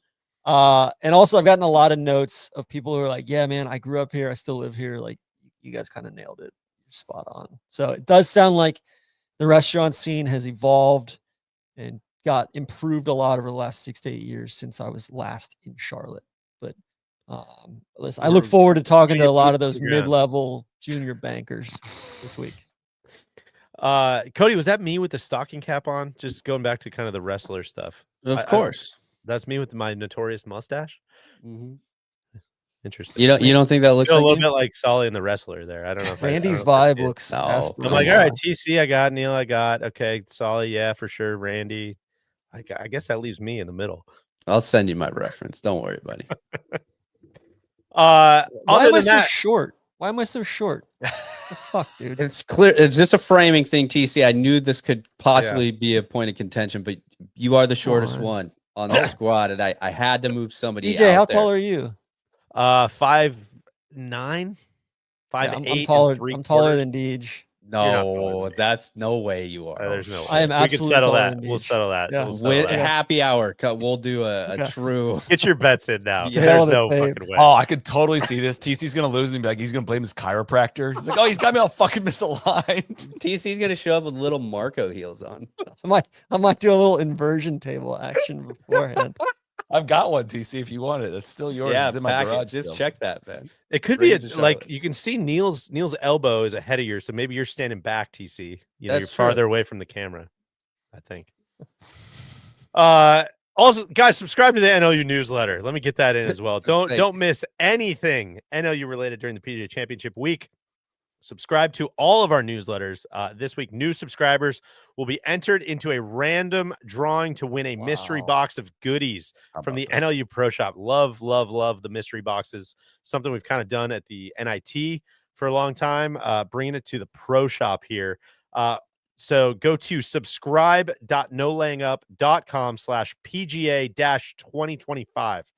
Say that again. Subscribe.nolayingup.com/PGA-2025 for all the details and how to subscribe. Gentlemen, that was a fun one. Fun week of golf. We'll put the link in the show notes as well. Put the link in the show notes. And Thank then you. thanks to everybody who keeps donating to the Evan Scholars thing too. I think we got another big donation this week. We did. So- We're kind of cooking, TC. We need Link to keep. also in show notes. Yeah. That's right. I believe it's nolayingup.com/ESF. If you would like to donate, we've got some great momentum going on the Evan Scholar stuff. So yeah, let's keep it up. And I've thrown it out there. If anybody, Casey asked, she said, "Hey, this guy wants to donate."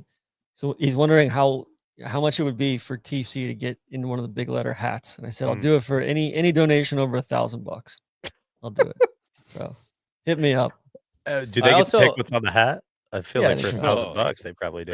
I mean, I Well, feel like they have I get right of refusal if it's inappropriate or You have to edit. immoral or unethical. Sure, you know. yeah. It's gotta be aligned with the TC way. I feel like you should have to donate $100 if I'm taller than you. That's just personally. Deal. You're in? I'll donate And I'll $100. gladly if you Yeah. know I'll wear it Yeah. as well. All right. What do you? There's another $100 coming to the kitty. I think I'm Team TC on this one. I think Really? TC's a little taller. I think so. I'm like 5'10" and a half, dude. There's no way. Yeah, There's no Yeah. way.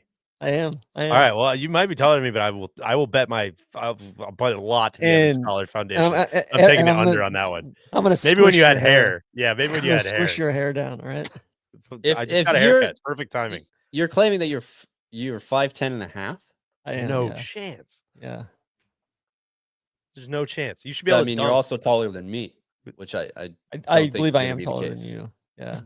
Okay. You could continue that belief. Well, happy hour. The other thing that just coming across the I'll bet wire, you too- $100 too. That sounds good. I didn't realize this, but the PGA Championship also does a champions dinner. So Xander, his menu just came out.